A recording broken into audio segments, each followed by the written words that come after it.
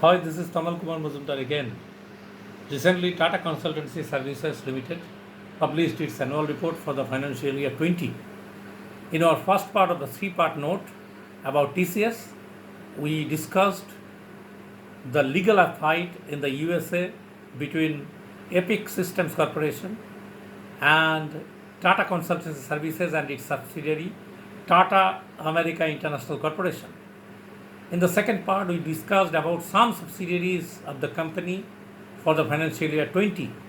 In the third and concluding part today, we will discuss workings of Tata Consultancy Services Limited for the financial year 20. During the financial year 20, on a standalone basis, it declared a revenue of 1,31,306 crores and a profit before tax or PBT of 41,991 crores. On consolidated basis, it declared a revenue of 1,56,949 crores and a PBT of 42,248 crores. It is to be noted here that on standalone basis, other income of rupees 8,082 crores during financial year 20, which includes dividend from subsidiaries, interest income from deposits, etc., contributed 19% of the PBT. It is to be noted here that during financial year 19, the percentage was also 19%. Business growth on consolidated basis during the year was 7.2%. Consists of business growth 7.1% and impact of exchange rate was 0.1%. During the previous year, the growth was 11.4% and impact of exchange rate was 7.6%. So both percentage of business growth as well as impact of exchange rate was much lower in comparison to previous year. As regards operating margin is concerned, it also decreased from 25.6% during financial year 19 to 24.6% during the year. On industry verticals, margin on communication, media and technology segment booked highest margin rate of 29.7%. Previous year it was 27.8%. And as regards others verticals, which includes project on life sciences, etc., it booked the lowest margin of 22.6%. Previous year it was 23.4%. On manufacturing, banking, financial services, as well as in retail and consumer business, the margin was 27%. Last year it was 27.5%. 27.7%, last year it was 27.8%, and 26.1%, last year it was 27.3% respectively.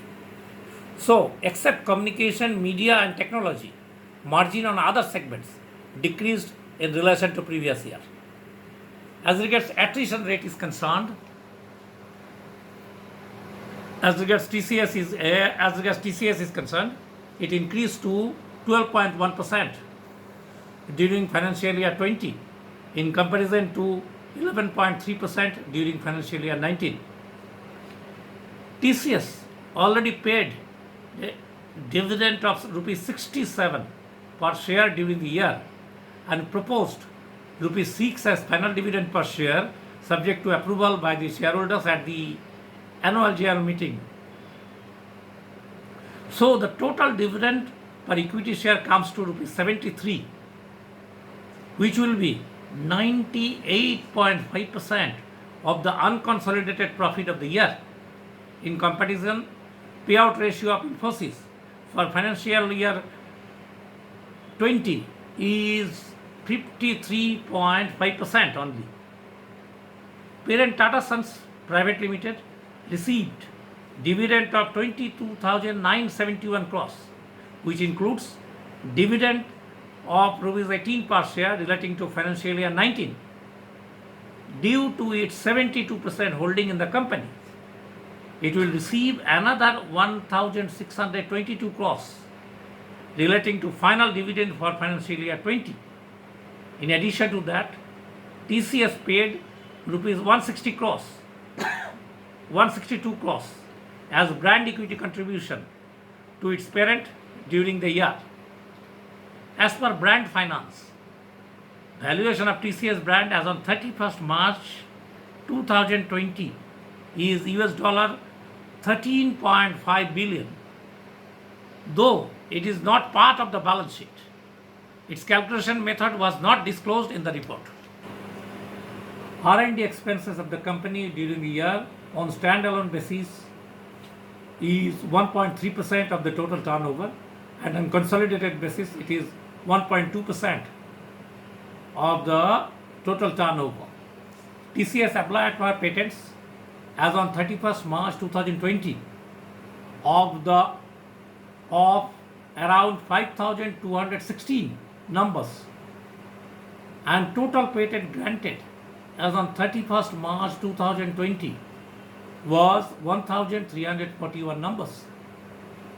We have already discussed in detail in part 1 of the note separately in respect of legal fight between Epic Systems Corporation and Tata Consultancy Services and its subsidiary Tata America Corporation, Tata America International Corporation. TCS and its subsidiary received an adverse jury verdict awarding damages totaling US dollar 940 million. On 29/9/2017, the company received reduced verdict of US dollar 420 million. Subsequently, on 10 July 2019, both Tata Consultancy Services and Tata America International Corporation, through Sidley Austin LLP, their counsel on record, filed a notice of appeal in the Superior Court to fully set aside the order on damages. Alternatively, they prayed that the damages award should be vacated and the case should be remanded for a new trial on damages. At trial, the central dispute was about how TCS used Epic's information. Epic argued that TCS used the information to compete against Epic, while TCS argued that its employees used the information to facilitate their service on Kaiser. Ultimately, dozens of TCS employees used Gajaram's credential to log into the Epic portal. From June 2012 to June 2014, TCS employees accessed userware thousands of times and downloaded over 6,000 documents, totaling 150,000 pages. These figures represent about 1,600 unique documents and 4,400 duplicates. As mentioned, it is undisputed that many TCS employees questioned during the investigation either lied to the investigators or were less than forthcoming. TCS investigation was in some respects incomplete. For example, several categories of documents were mistakenly not preserved after a document hold notice was issued. Everybody is eagerly waiting for the final verdict. TCS and its subsidiary have not provided any amount in its account relating to the matter. The company has a goodwill balance of 1,710 crores as on 31st March 2020. Out of this, rupees 636 crore allocated to TCS business in France, which is now in very bad shape. No provision is being made against goodwill balance during the current financial year.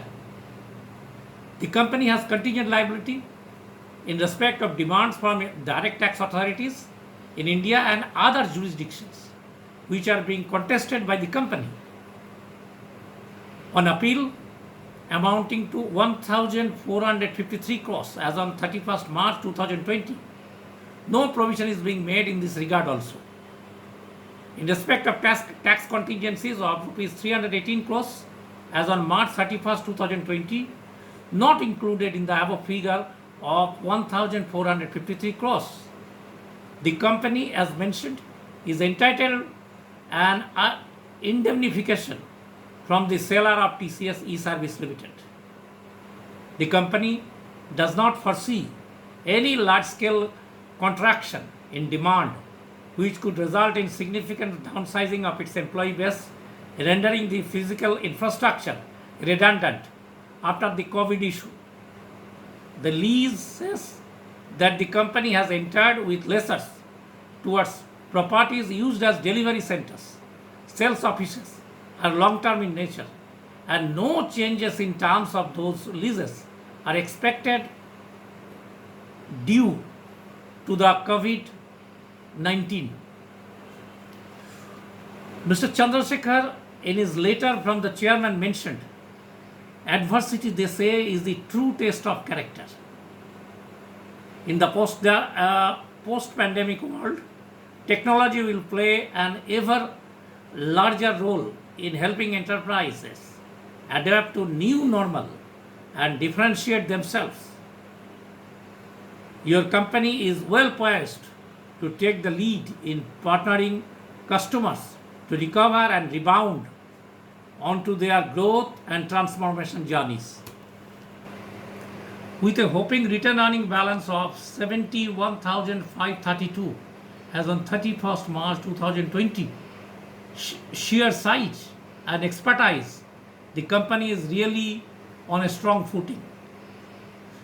Please share your thoughts, suggestions, comments in this respect in our YouTube channel, Corporate Voice India, or mail us at corporatevoice@gmail.com.